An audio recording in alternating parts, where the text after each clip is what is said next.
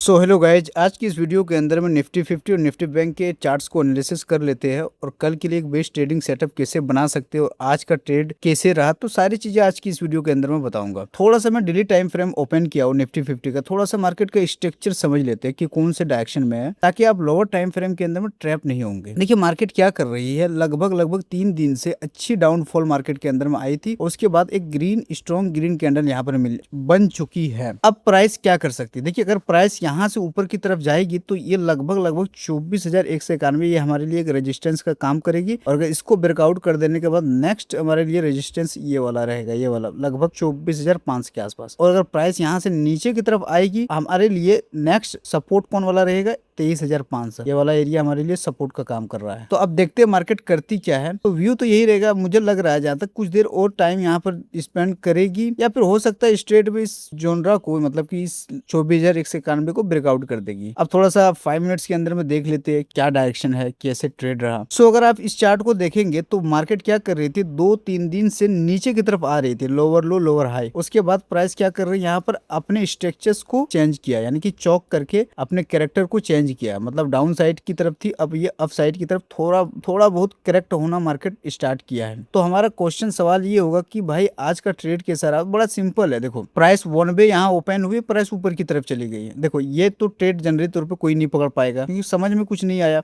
मुझे तो ये वाला एरिया दिख रहा था एक स्ट्रॉन्ग रेजिस्टेंस का, इसको भी स्ट्रेट में ब्रेकआउट कर दिया। फिर प्राइस यहाँ पे नीचे की तरफ आई और आने के बाद इसी जो रेजिस्टेंस का काम कर रहा था यहाँ पर सपोर्ट लेके, और जब ये ग्रीन कैंडल इतनी बड़ी बन चुकी है ना, देखो इतनी बड़ी अगर कोई मार्केट के अंदर में ग्रीन कैंडल बनती है ना, तो इस ग्रीन कैंडल के अंदर में पार्टिसिपेशन ओनली कौन होते हैं, बायर होते हैं, इसमें सेलर्स आते ही नहीं, पहली बात। उसके बाद मार्केट ने क्या किया, इस ऊपर की तरफ गई, उसके बाद साइडवेज मार्केट चली गया। तो अब यहाँ पर एक क्वेश्चन होगा कि अब कल का ट्रेड किसे बनेगा, तो सारी चीजें मैं बताता हूँ। यहाँ पर देखेंगे तो एक जोन बना है, इस जोन को ब्रेकआउट करने देना। लगभग ये वाला एरिया 24,040 मान लेते हैं और ये वाला एरिया 23,980 मान लेते हैं। जब तक इस एरिया को ब्रेकआउट मार्केट नहीं करेगी, मतलब कल मतलब ऐसे हो सकता है कि प्राइस या तो फ्लैट ओपन हो, यहीं पर ओपन होगी और यहीं पर ओपन होने के बाद ऊपर की तरफ जाए। देखो मार्केट ट्रैप आपको करेगा जनरली, तो प्राइस तो इस तरह ऊपर जाएगी और थोड़ा सा अब क्या करेगी, अब इसी ब्रेकआउट पे आपको ट्रेड नहीं करना, ये गलती आप लोग करते हैं। प्राइस थोड़ा सा नीचे की तरफ आने देना, एक स्विंग हाई लगाएगी, यहाँ पर फेक ब्रेकआउट करके यहाँ पर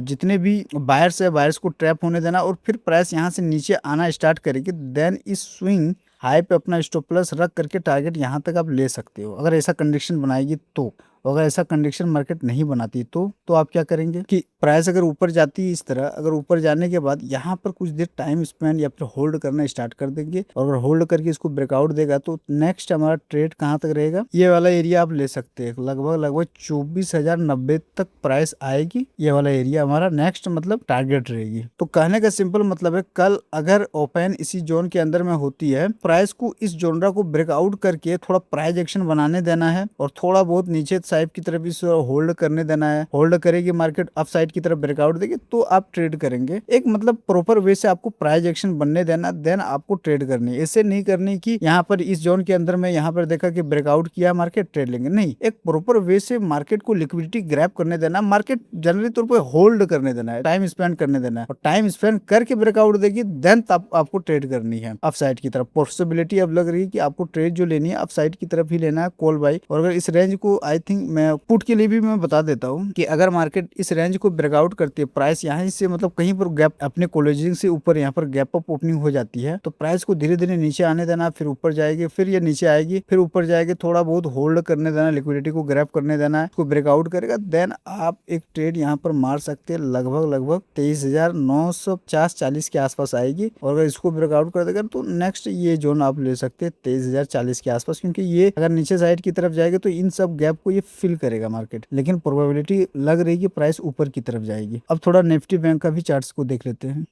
यहाँ पर निफ्टी बैंक के डेली टाइम फ्रेम के चार्ट्स को ओपन किया, थोड़ा सा इस चार्ट को स्ट्रक्चर्स को समझ लेते हैं। प्राइस क्या कर रहे थे, ऊपर की तरफ जा रही है, फिर प्राइस यहाँ से नीचे की तरफ गई, ठीक है कोई बात नहीं, फिर प्राइस यहाँ से ऊपर गई, फिर यहाँ पे क्या कर रही है, रिटेस्ट कर रही है, मतलब प्राइस नीचे की तरफ आ रही है। हो सकता है अब मार्केट के अंदर में ऐसा देख सकता है कि अब ये रिटेस्ट करे, मतलब ये प्राइस ऊपर की तरफ जाए, राइट, इस तरह ऊपर की तरफ जाएगा। और अगर ऊपर जाएगी तो कहाँ तक जाएगी, लगभग ये वाला जोनरा आपको दिख रही है 59,348, ये हमारे लिए स्ट्रॉन्ग रेजिस्टेंस का काम करेगा। और ये वाला अगर प्राइस यहाँ से ऐसा नहीं करते, कहने का मतलब कि मार्केट 2-3 दिन तक यहीं पर टाइम ऐसे करके स्पेंड करेगी और स्पेंड करने के बाद फिर ब्रेकआउट देगी, तो ये वाला एरिया 57,000 ये हमारे लिए सपोर्ट का काम करेगा। अब सपोर्ट का काम क्यों करेगा, बड़ा सिंपल है कि प्राइस यहाँ से 1 दिन 2 दिन 3 दिन बहुत बार ट्राई किया इसको, इस लाइन को यानी कि 57,000 को ब्रेकआउट करने के, लेकिन मार्केट ब्रेकआउट कर नहीं पाई है। तो अब देखते हैं, मुझे तो लगता है ये भी टाइम थोड़ा बहुत स्पेंड करेगी या फिर प्राइस अब धीरे धीरे रिकवर करेगी, मतलब ऊपर ही की तरफ जाएगी। तो कल देखते क्या होता है। 5 मिनट्स के अंदर में चलते हैं। सो अगर यहाँ पर 5 मिनट्स के अंदर में देखें तो प्राइस ये भी डाउन साइड की तरफ है और प्राइस जैसे निफ्टी 50 जैसे किया था वैसे सेम बैंक निफ्टी भी यहाँ पर वैसे ही कर रही है। मतलब अपने जो ट्रेंड है इसको चौक किया, चेंज ऑफ कैरेक्टर, मतलब कि प्राइस नीचे की तरफ आई है फिर प्राइस यहाँ पर ऊपर की तरफ गई है, मतलब अपने ट्रेंड को चेंज किया है मार्केट ने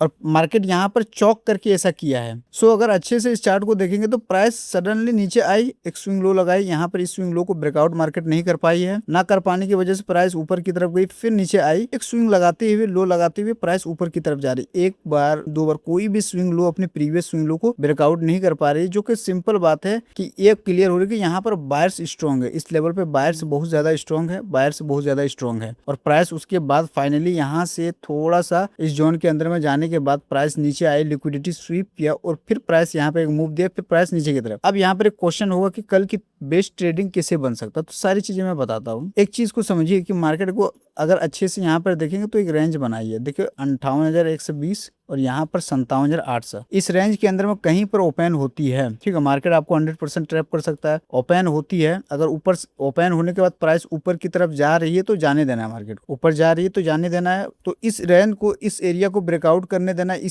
इसके अंदर में रहेगी मार्केट तो आपको ट्रैप कर सकता है। इसके ऊपर अगर जाएगी मार्केट, थोड़ा नीचे आएगी, फिर कुछ टाइम स्पेंड करेगी, यहाँ होल्ड करना स्टार्ट करेगी, देन ब्रेकआउट देगी तो आप एक सी को यहाँ पर बाई करना। सेम गोज अगर नीचे की तरफ आएगी, अगर ब्रेकआउट देगी तो देने के बाद यहाँ पर होल्ड करके ब्रेकआउट देगी तो फर्स्ट टारगेट आपका यहाँ पर रहेगा, सेकंड टारगेट ये वाला रहेगा।